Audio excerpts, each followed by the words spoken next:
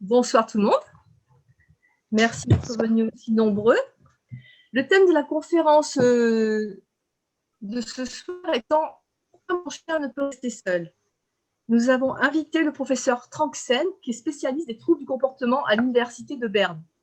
Bonsoir, professeur. Bonsoir. Bonsoir, la France. Ça va ou bien? Oui, alors si vous êtes venu ce soir, professeur, c'est pour aborder le sujet qui concerne, hélas, de plus en plus de chiens, qui est la difficulté à rester seul. Oui, parfaitement, Michel. Alors, le but de cette conférence est juste un éclairage général visant à se repérer face à cette difficulté rencontrée et pour se faire ensuite épauler par un professionnel qui regardera dans le détail et, comme chaque cas est particulier, proposera un programme adapté à votre situation. Alors, je vais lancer le diaporama. Attendez. Voilà. Est-ce que c'est bon pour vous?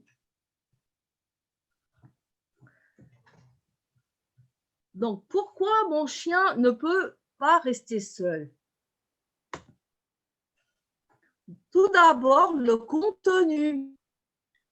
En 1, le chien animal social. En 2, les besoins du chien. En 3, être seul, ça s'apprend.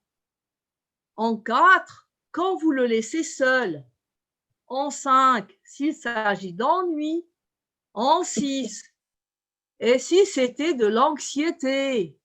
En 7, l'anxiété de séparation, c'est quoi? En 8, les facteurs favorisants. En 9, et si l'anxiété s'installe? En 10, parce que partir zen, c'est important. En 11, en résumé. Et en 12, pour éviter ça. Est-ce que ça va tout bien? Ok, vous dites rien, c'est que c'est bon. Donc, le chien, un animal social. Tout d'abord, le chien est un animal social qui est fait pour vivre en meute, c'est-à-dire qu'il a besoin d'un groupe de référence. Dans la nature, tous les animaux sont dans un premier temps dépendants de leur mère, à laquelle ils sont instinctivement attachés pour la survie de l'espèce, et dans un deuxième temps, progressivement, elle adoptera le processus d'émancipation pour leur permettre de se débrouiller sans elle plus tard, pour éviter la consanguinité et faire perdurer l'espèce. En ce qui nous concerne, lors de la domestication, c'est son tuteur ou sa famille d'accueil qui prend le relais. Et c'est ce que nous allons voir en abordant les besoins du chien. Compte tenu de sa nature sociale, le chien a besoin de liens, de relations avec son humain ou son groupe d'humains. Et croire que prendre un deuxième chien si le problème n'est pas réglé, c'est prendre le risque d'en avoir deux qui angoissent au lieu d'un, dans certains cas extrêmes. Le chien a besoin de dépenser son énergie par le biais des promenades et du jeu.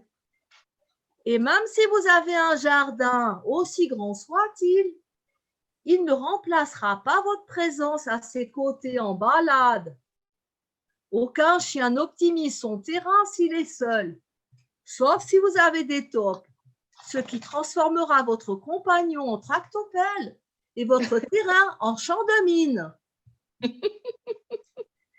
Il a besoin de savoir où est sa place dans la meute, dont vous devez être le leader pour qu'il puisse se reposer mentalement, parce que rien n'est plus déstabilisant qu'une position floue qui remet en question les compétences de celui censé assurer la sécurité du groupe. Là, je vous ai mis la pyramide de Maslow, mais on peut l'adapter aux besoins du chien, parce que comme l'humain, Les animaux ont des besoins hiérarchisés. Par priorité, plus vous montez dans la pyramide, plus la notion d'épanouissement est présente. Quelle chance pour certains d'avoir des maîtres à l'écoute et disponibles.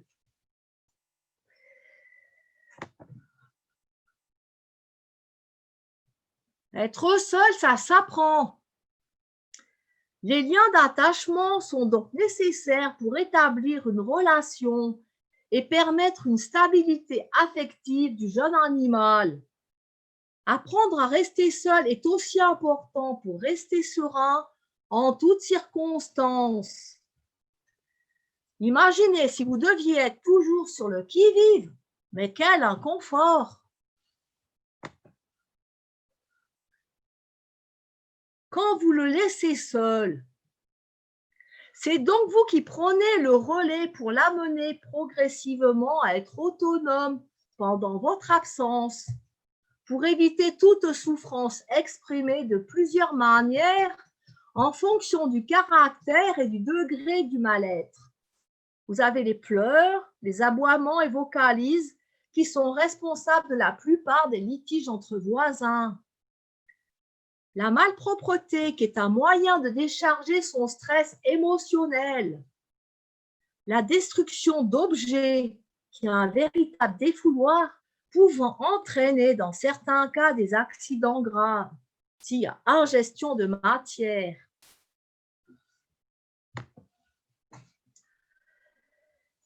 S'il s'agit d'ennui, il est important de le promener suffisamment, minimum 2 fois par jour, c'est vraiment un minimum. Hein?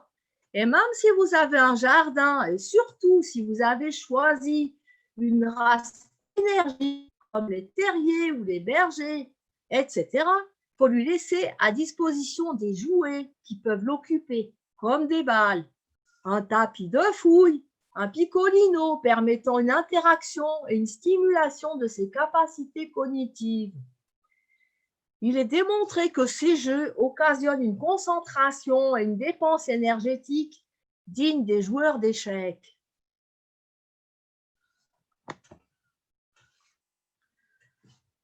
Et si c'était de l'anxiété? Votre chien vous suit partout?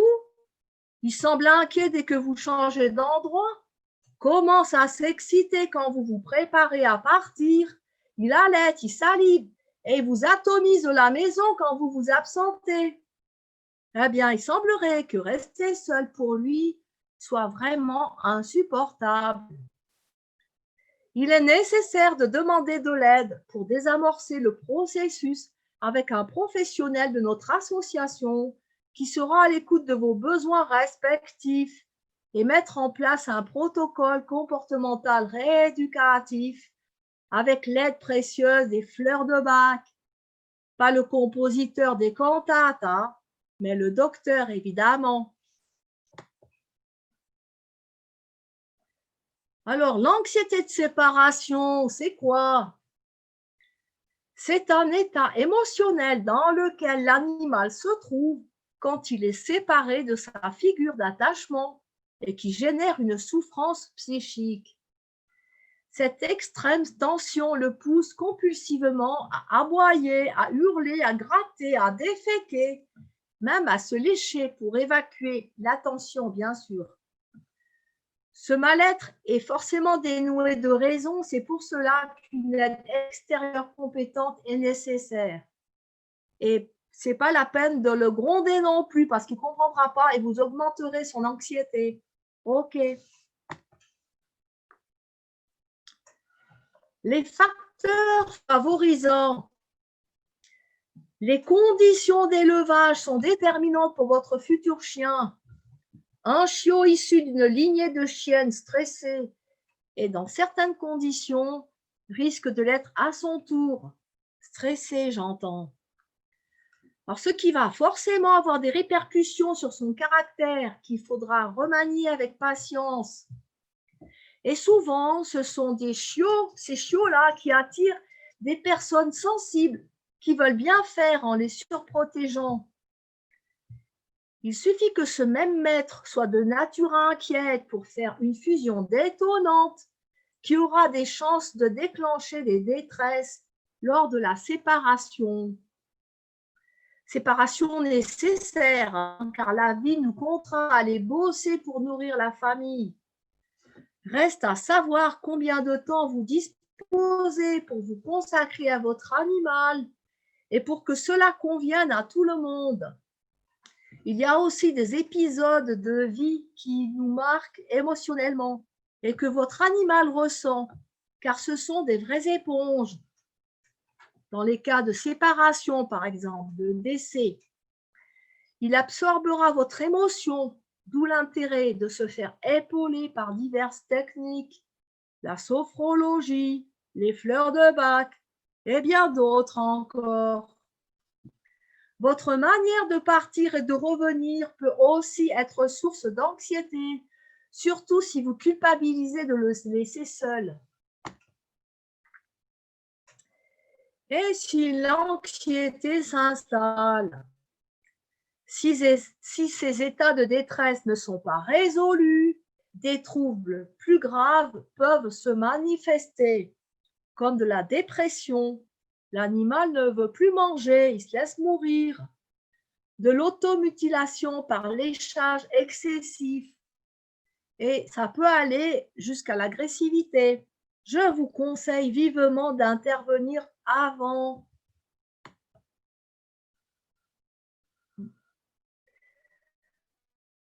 Partir zen, c'est important. Il est donc vital de respecter une certaine distance affective qui est variable en fonction de chacun et de créer un lien qui permette à l'animal de gérer ces moments sans vous. Ce qui est tellement plus confortable et pour vous et pour lui.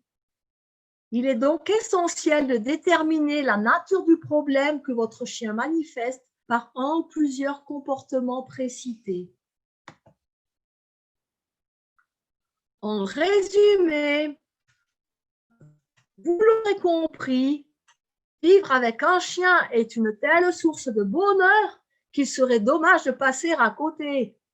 Quand vous avez conscience de ses besoins et les respecter, que vous aurez clarifié vos attentes pour faciliter son accueil et la future relation, que vous aurez déterminé la nature du problème, que votre plan d'attaque sera mis au point à l'aide d'un comportementaliste, interprète animalier, vous pourrez aussi profiter d'une relation de qualité.